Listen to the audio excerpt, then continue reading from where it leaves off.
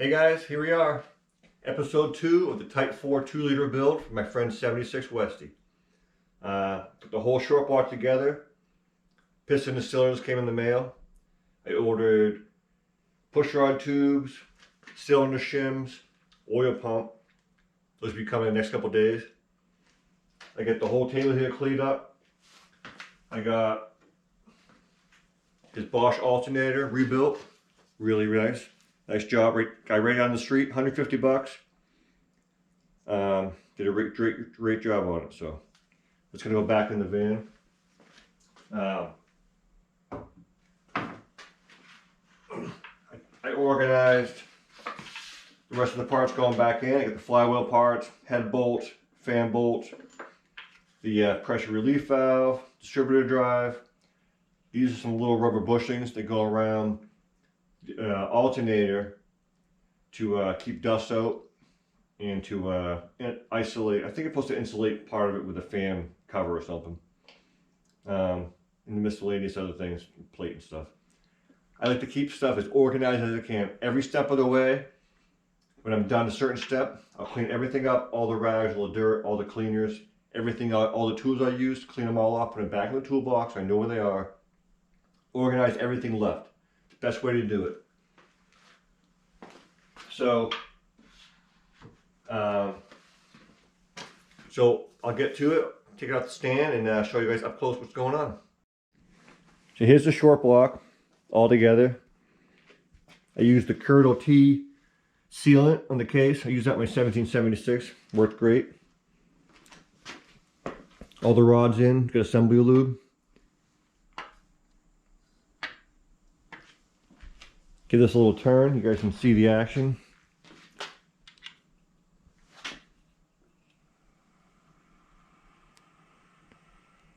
Nice and smooth. Working good. So I got one piston on, and I'll show you guys that in a second. So I got one piston on, one cylinder. It's not the correct orientation of the cylinder right now, it doesn't really matter.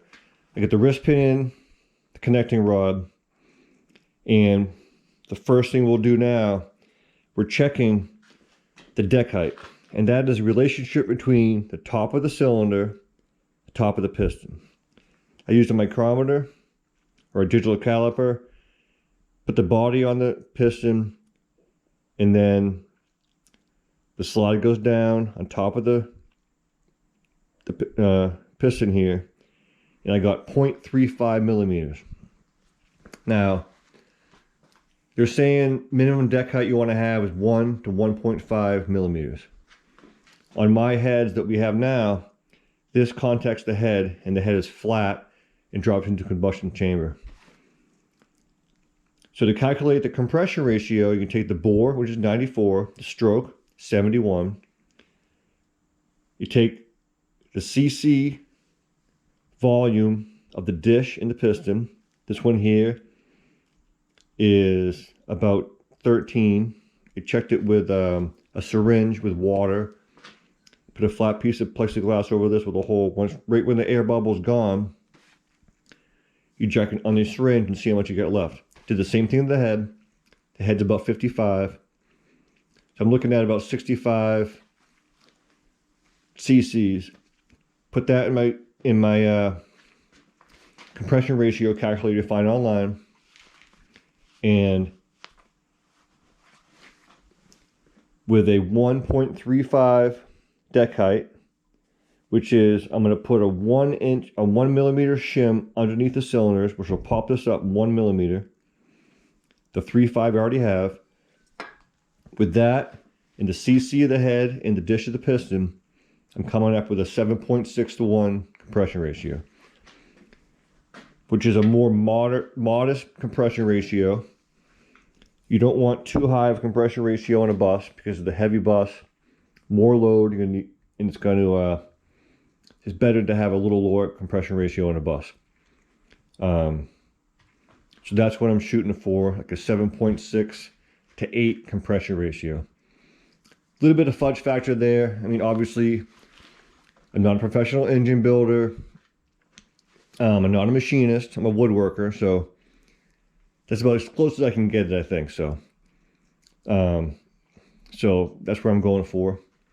Cause see, the case came out real nice and clean. My friend was over here, had him working away, scrubbing and rubbing. Had a lot of gunk engine cleaner on this, pressure wash.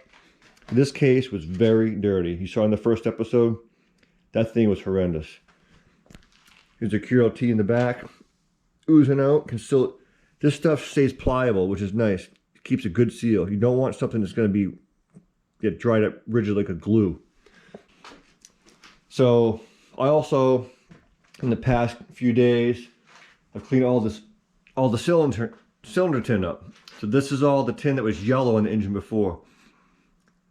I stripped all the yellow paint off with the aircraft stripper and pressure washed them, scuffed them up with Scotch-Brite pad, sandpaper, whatever you need to do, and get a nice coat of black engine enamel paint on this.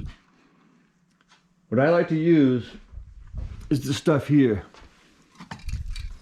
This is the Duplicolor engine enamel. Withstand heat up to 500 degrees. That's all you need. But the best thing about this is resistant to oil and fluids, ideal for engine blocks and accessories. I use that in all my tin on my Type 1 upright. I love it. It works great. You get oil on it, you gas on it, you just wipe it off. It's not going to hurt the paint at all.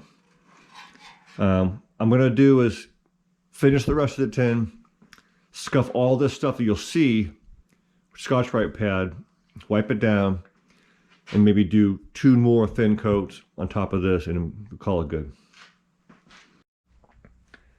Okay, so engine build was going great. Sharp wash together. Got all the parts on order.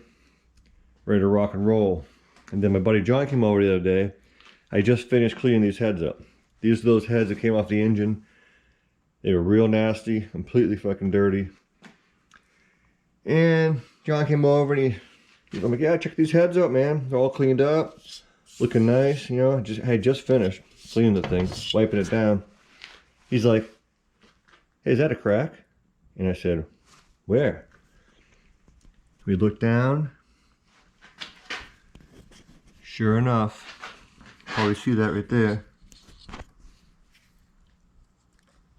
Right about there. Get a crack going from the valve seat all the way out, almost right to the edge where the cylinder beats up. Then look at this one. You can see that right there. Get another crack.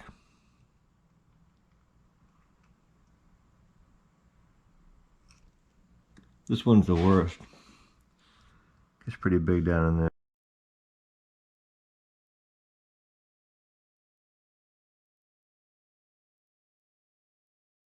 Yeah.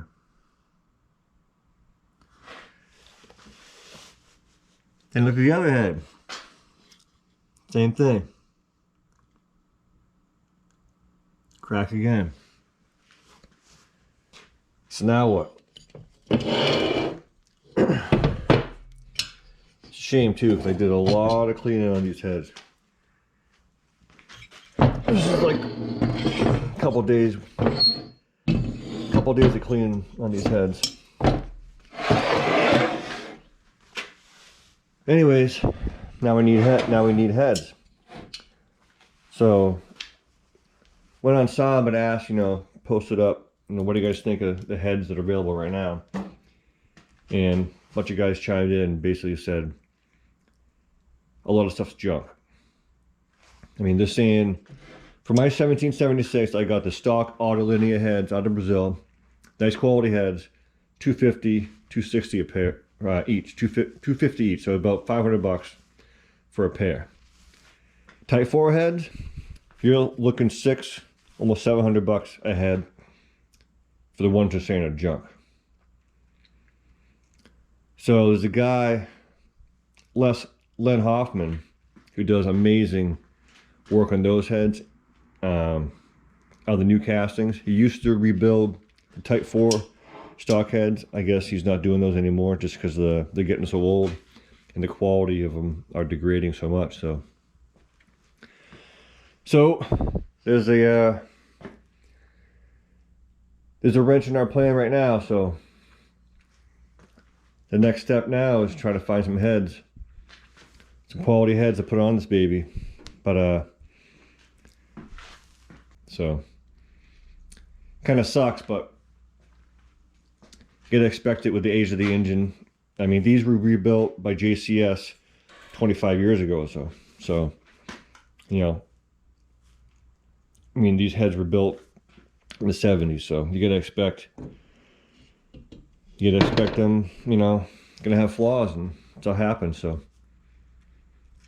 if any of you guys know any good quality Type 4 heads, you know, under $2,000, you know, put it down in the comments. You know, what do you think's good, so I can look into them. But right now we're trying to contact Len Hoffman to see what he has available for heads.